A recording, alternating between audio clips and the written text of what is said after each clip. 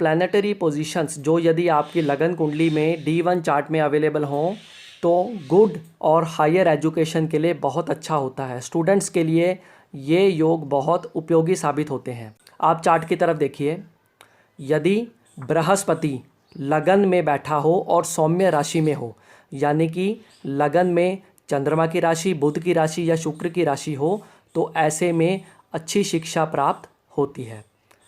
बुध यदि सौम्य राशि में बैठा हो, दूसरे भाव में, पंचम भाव में, नवम भाव में या एकादश भाव में, और शनि और राहु की दृष्टि बुध पर ना हो, ऐसे में भी अच्छी शिक्षा प्राप्त करने का योग बनता है। पंचम भाव में बुध और शुक्र एक साथ बैठे हों और सौम्य राशि हो पंचम भाव में, तो भी उच्च शिक्षा का योग बनता है। छठे भाव का स्वामी केंद्र में बैठा हो और उच्च का, मूल त्रिकोण का या स्वराशि का हो और लग्नेश भी मजबूत हो, तो ऐसी अवस्था में भी अच्छी शिक्षा प्राप्त करने का योग बनता है। लग्नेश पंचम भाव में हो और एकादश भाव में शुक्र या बुध बैठे हों, ऐसे में भी अच्छी शिक्षा का योग बनता है।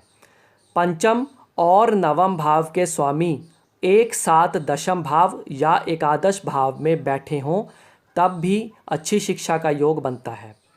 पंचम भाव का स्वामी नवम भाव में और नवम भाव का स्वामी पंचम भाव में बैठे हों, तब भी अच्छी शिक्षा ग्रहण करने का योग बनता है।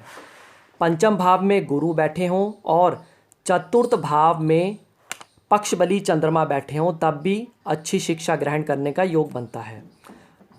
तीन शुभ ग्रह दूसरे भाव में या पंचम भाव में या नवम भाव में एक साथ बैठे हों, तब भी उच्च शिक्षा ग्रहण करने का योग बनता है।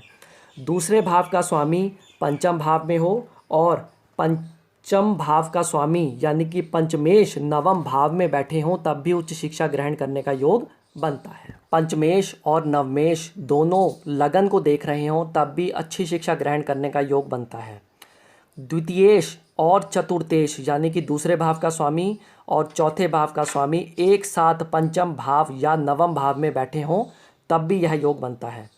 गुरु उच्च के या स्वराशि के होकर नवम भाव में बैठे हों, तब भी योग बनता है। नवमेश दूसरे भाव में हो और द्वितीयेश मजबूत होकर केंद्र में बैठे हों। नवम भाव के स्वामी दूसरे भाव में और दूसरे भाव के स्वामी मजबूत होकर केंद्र में बैठे हों, तब भी यह योग बनता है।